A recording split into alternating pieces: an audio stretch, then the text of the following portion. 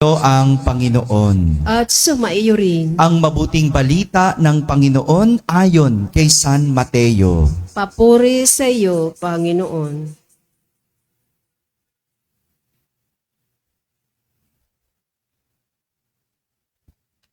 Noong panahong iyon, isa na namang talinhaga ang inilahad ni Jesus sa mga tao.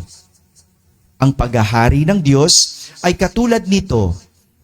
May isang taong nagtanim ng isang butil ng mustasa sa kanyang bukid. Pinakamaliit ito sa lahat ng binhi. Ngunit kapag natanim na at lumago, ay nagiging pinakamalaki sa lahat ng puno ng gulay. Ito ay nagiging punong kahoy. Ano pat pamumugaran ng mga ibon ang mga sanga nito. Nagsasalaysay pa siya ng ibang talinhaga. Ang paghahari ng Diyos ay katulad ng lebadura na inihalo ng isang babae sa 3 takal na harina at umalsa ang buong masa.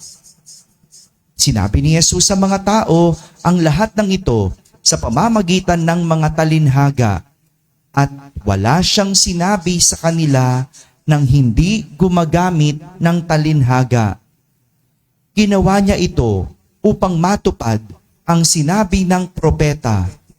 Magsasalita ako sa kanila sa pamamagitan ng mga talinhaga. Ihahayag ko sa kanila ang mga bagay na nalilihim mula ng likhain ang sanlibutan.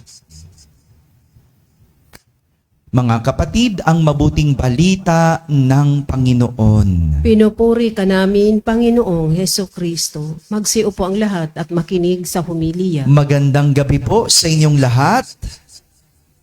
Magandang gabi sa mga nasa tahanan na nagsisimba via online. Kasama kayo sa aming banal na pagdiriwang dito sa ating parokya.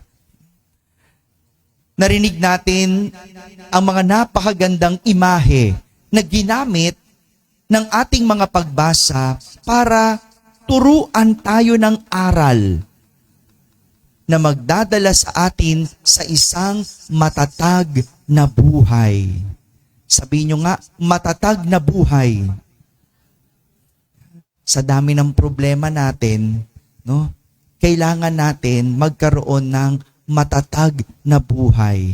No? At yung ating mga pagbasa ngayon, tinuturuan tayo ng aral na magagamit para tumatag sa buhay.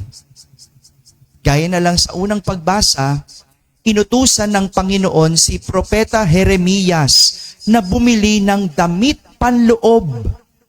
Sabi nga, ito yung lino o yung telang lino. Nakakita na ba kayo ng telang lino? Hindi pa, no? Damit panloob. Sa Ingles, ito ay underwear. Pinabili si Propeta Jeremias, bili ka ng underwear.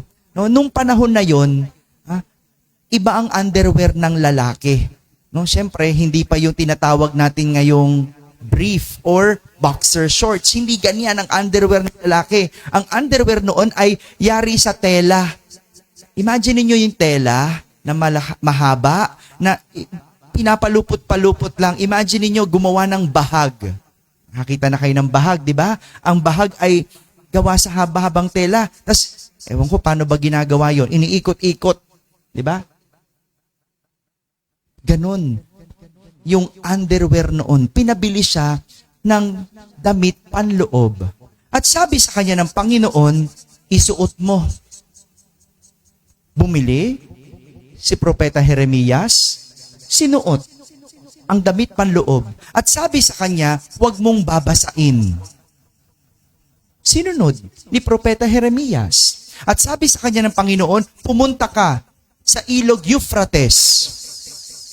Pumunta naman si Propeta Jeremias. Sabi sa kanya ng Panginoon, hubarin mo ang panloob mong damit. Hubarin daw yung underwear. No? Sinunod naman ni Propeta Jeremias. At sabi sa kanya ng Panginoon, itago mo yan sa may batuhan. Sinunod ni Propeta Jeremias. At matapos ang lahat, siya'y pinauwi. Sabi sa kanya ng Panginoon, babalik ka kapag sinabi ko. Kung minsan ang Diyos, hindi mo alam ang pinagagawa sa'yo. No? Pinabili ng underwear, bumili naman. Isuot daw, isuot naman. Ngayon, hubarin naman. Huwag babasain. No? Parang, minsan pag-isipin mo, ano ba itong pinagagawa ng Diyos sa akin? Parang, may kabuluhan ba to? Hindi ko maintindihan. Pinabili mo ko, huhubarin ko din. Hinubad ko, ipatatago naman. No? Ano ba talaga, Lord? Kung minsan o madalas, ganyan ang Diyos. Hindi mo alam ano bang pinagagawa mo sa akin. Hindi natin naiintindihan. Pero ang maganda kay Propeta Jeremias, sinunod lang niya ang Diyos. Naintindihan ba niya? Hindi ko alam. Ang sinabi lang, sinunod niya ang Diyos. At pagkalipas ng ilang araw, sabi ng Panginoon, bumalik ka. Hanapin mo at kunin mo yung tinago mong underwear. Dahil alam niya kung saan niya tinago, alam niya sang bato sinuksok, nang makita niya ito, sira-sira na at hindi na mapapakinabangan. Ang sabi ng Panginoon kay Jeremias, matutulad ang mga taga-Huda at Jerusalem sa sirang damit panloob na yan, na wala ng kabuluhan, kung paanong kumakapit sa katawan ng tao ang damit panloob, gayon ang hangad ko bilang Panginoon sa mga taga-Israel at taga-Huda, na sila ay mahigpit na kumapit sa akin. Yung kayong lino na yon, kailangan higpitan. Kasi kung hindi mahigpit ang kapit, ano mangyayari? Malalaglag. 'Di ba? Kailangan mahigpit at galing ng Panginoon, no? Ginamit niya ang imahe ng damit panloob para ipakita kung ano ang nangyayari sa tao kapag merong Diyos. 'Di ba? Parang may underwear. Tanong ko, may underwear ba kayo? Ba't kayo natawa? Di ba? Meron, di ba? Pag hindi ka nagsuot ng underwear, anong pakiramdam? Ha? Malamig, okay, ano pa? Di ba? Parang kulang. Ano pa? Di ba yung parang uneasy ka? No? Hindi ka mapakali. Kasi sanay tayong nag-underwear. At pag suot mo yung underwear nun, kapit na kapit sa'yo. Tama? Pero pag suot mo, hindi mo naman sinasabi, nararamdaman ko underwear ko. Tama ba? Di ba hindi na? May mga pagkataon na, hindi mo naman nararamdaman underwear, pero ramdam mo kapag walang underwear. Ganyan ang Diyos. Ramdam mo kapag wala. Parang may kulang. Parang walang nakasuporta. Parang uneasy ka. Galing, no? At ganyan yung sinasabi ng Panginoon. Pag hindi kayo natulad sa underwear na yan, na nakakapit sa balat, masisira kayo. Hindi na kayo mapapakinabangan. Mawawalan kayo ng kabuluhan. Galing-galing naman talaga ng Diyos, no? Kahit underwear, merong natuturo. No? Imagine niyo na lang kung isa sa mga sinabi ng Panginoon hindi sinunod ni Propeta Jeremias. Siguro, binasa niya. Kung binasa niya yun. Siguro kung sinabi, hindi niya sinunod na suot yung underwear. Isa doon, hindi niya sinunod.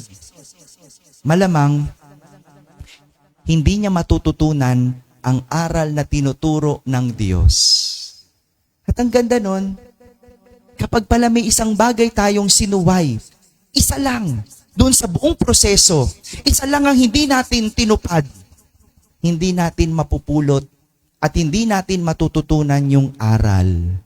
Parang isang estudyante, no? Umabsent ka lang ng isa, na-miss mo na ang isang klase. Tama? Diba? Kung ilan ang araw ng pasok, pumasok. Kasi isa lang yan, mamimiss mo ang klase.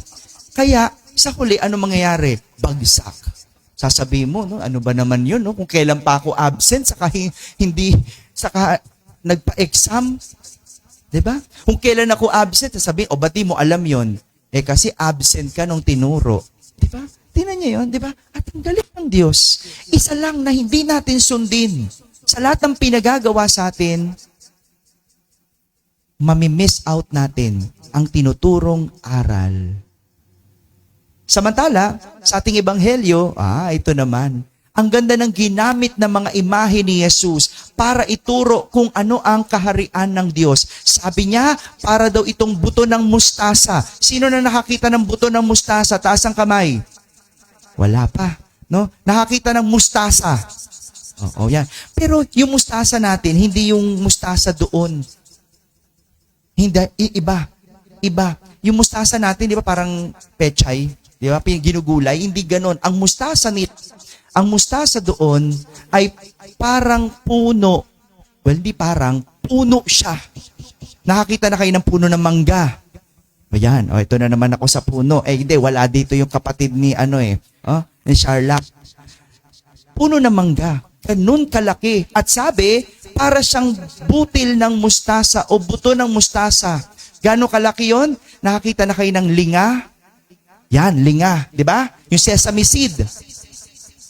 Hatiin mo pa sa gitna yon.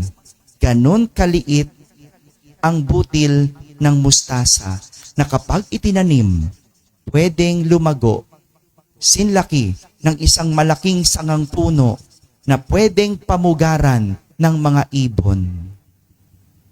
Ano pang sinabi ni Jesus? Para daw itong lebadura. Nakakita na kayo ng lebadura? Di ba yung yeast sa tinapay? Gaano kadaming yeast nilalagay sa isang masa? Sing dami ba ng harina? Hindi. Gaano karami? Konti lang, di ba? Sabi nga, 3 takal ng harina, kaunting lebadura. At yung kaunti na yun, sapat na para paalsahin ang masa. Ano ibig sabihin nun? Ganyan ang paghahari ng Diyos. Nagsisimula sa maliit, munti, maliit, at kayang palakihin. Kaya hindi dapat winawalang bahala ang mga ginagawa nating maliliit at mga munting bagay dahil dito nagsisimula ang isang malaki. Kung pagsasamahin natin yung imahe ng panloob na damit, yung turo ng butil ng mustasa at ng lebadura, ipinapakita sa atin na sa maliit at munting bagay nagsisimula ang pagiging malapit natin sa Diyos. Sa munti, yung pasimba-simba, paserve-serve kahit di naiintindihan yung homily, punta sa simbahan kahit di naman talaga nagdadasal, yung mga yan, alam nyo, yung mga munting yan ang magdadala sa iyo para mapalapit sa Diyos.